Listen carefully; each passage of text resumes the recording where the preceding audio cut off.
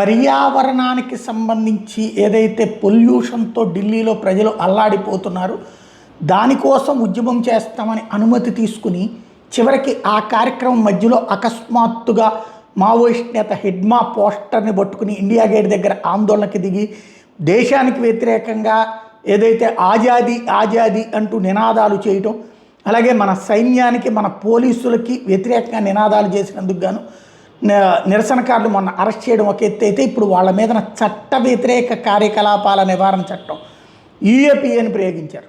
దీంతో ఇప్పుడు వాళ్ళ జీవితాలు అల్లాడిపోయేటటువంటి పరిస్థితి. అంటే ఓ రకంగా దేశ ద్రోహపు చట్టం అనమాట. యూఏపీఏ చట్టం అంటేనే దేశ ద్రోహపు చట్టం. ఈ చట్టం ఎప్పుడైతే రన్నింగ్లోకి వస్తుందో అత్యంత సంచలనాత్మకమైనటువంటి అంశం అవుతుంది. వాళ్ళ కెరీర్లు నాశనం అవుతాయి. మరి ఎవరు వాళ్ళని ఉసిగొల్పి ఆ పని చేయించారో తెలియదు, కానీ చాలా కీలకమైనటువంటి దెబ్బ వాళ్ళ జీవితాలకి.